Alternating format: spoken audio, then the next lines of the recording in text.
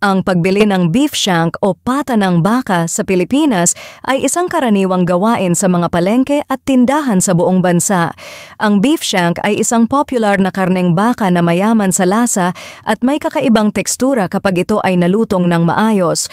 Sa artikulong ito, tatalakayin natin ang mga hakbang at mga bagay na dapat isaalang-alang sa pagbili ng beef shank, kasama ang mga kaugnay na aspeto tulad ng kalidad, presyo, at mga tamang paggamit nito sa kusina.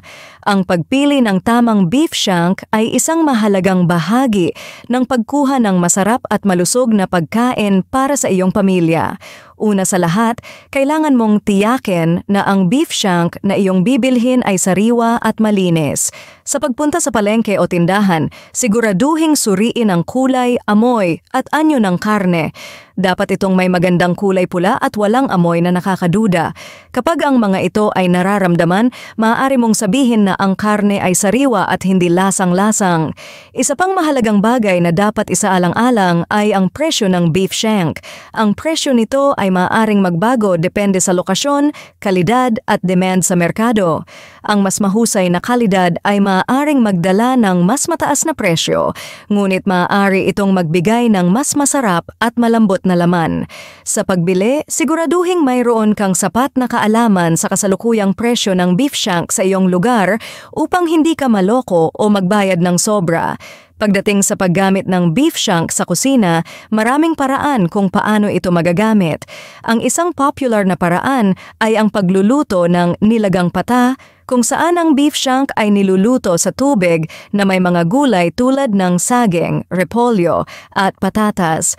Ang nilagang pata ay isang masarap at malusog na putahe na madalas na iniluluto para sa mga espesyal na okasyon o simpleng hapunan. Bukod sa pagluluto ng nilagang pata, maaari rin itong gamitin sa iba't ibang mga lutuing Filipino tulad ng kare-kare at sinigang na pata. Ang kare-kare ay isang lutuing may peanut sauce na kadalasang hinahanda sa mga espesyal na okasyon. Samantala, ang sinigang na pata ay isang maasim-asim na sabaw na popular sa mga hapunan ng pamilya. Sa pagtatapos, ang pagbili ng beef shank sa Pilipinas ay isang masaya at kasiyasyang karanasan para sa mga mamimili. Sa tamang kaalaman at pag-unawa sa mga aspeto tulad ng kalidad, presyo at mga paggamit sa kusina, magagawa mong tiyakin ang pagkuha ng sariwang at dekalidad na beef shank para sa iyong mga putahe. Huwag kalimutang samahan ang pagluluto ng pagmamahal at dedikasyon upang makalikha ng masarap at nakakabusog na pagkain para sa iyong pamilya at mga kaibigan.